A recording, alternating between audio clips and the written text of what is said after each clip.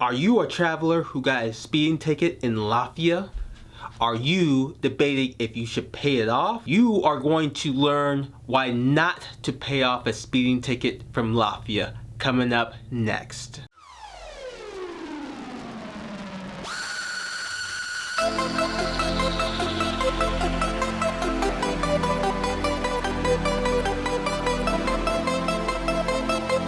Hey, this is Ozzie, creator of Wanderlust Awe Syndrome.com, and today you are going to learn why not to pay off a speeding ticket in Latvia.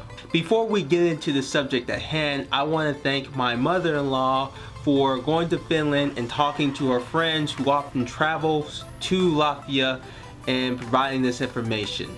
For those of you who haven't seen my story, please check out the playlist, which will be right above here. Latvia is a small country in Europe.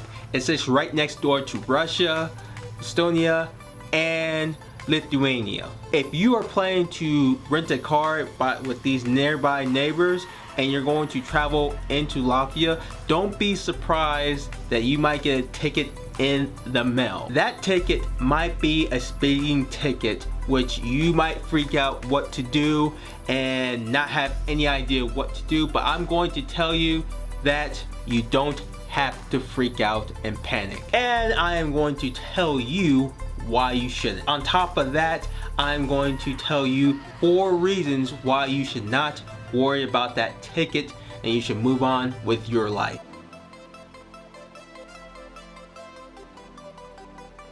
The first thing we're going to talk about when getting a speeding ticket from Latvia is there's no answers. Unless you have someone who can read Latvian or you can do it yourself, you are stuck. It is very difficult to read Latvian. It is one of the most difficult languages to learn, and trying to understand it is a challenge. On top of that, you could use Google or any translator to help you, but you have to understand that these type of apps or helpers are not going to be precise in what they're trying to translate. So it's going to be very difficult to understand what you need to do. Like I said before, the Latvian language is very challenging to understand.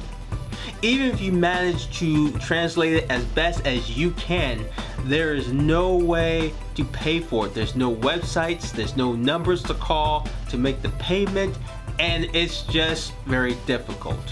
Another difficult issue that you have with getting no answers is that you are paying directly to the Bank of Latvia rather than to the department out there. So there's no way that you can know for sure if your payment's going to the department where you got the ticket from. So that's one of the reasons why you should avoid paying this ticket at all costs.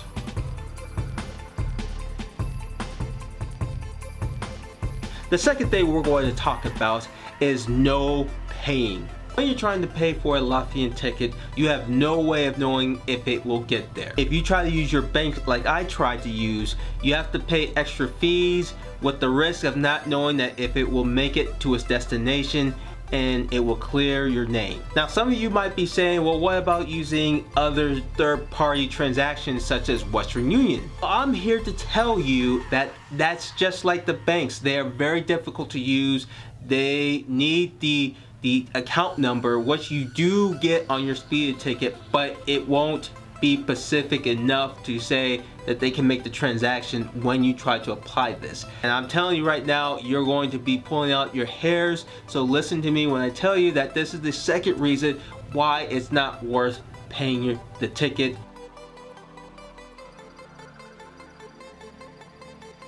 Next topic we're going to talk about is no accountability. When you get your ticket, it does not tell you how they're going to keep track of you making that payment or not paying it. Now, I'm not saying that you should go over 100 kilometers the speed limit if you're planning to go to Latvia through rental car.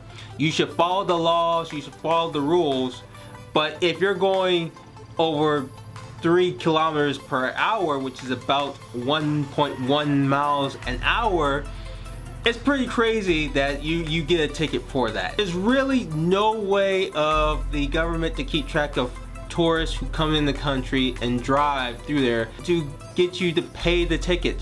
I know from firsthand, they're not going to give you any letters, they're not going to harass you, get you to pay that amount. They're not going to do it. They're pretty much going to leave you alone.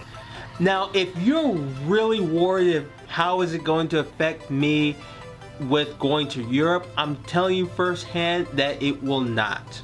If you are traveling to a European country involved in the Euro or part of the Schengen agreement, you do not have to worry about that ticket. As long as you go into that country involved in one of those two agreements, you can drive into Latvia or fly into Latvia without any. You'll be treated like you've already been processed through.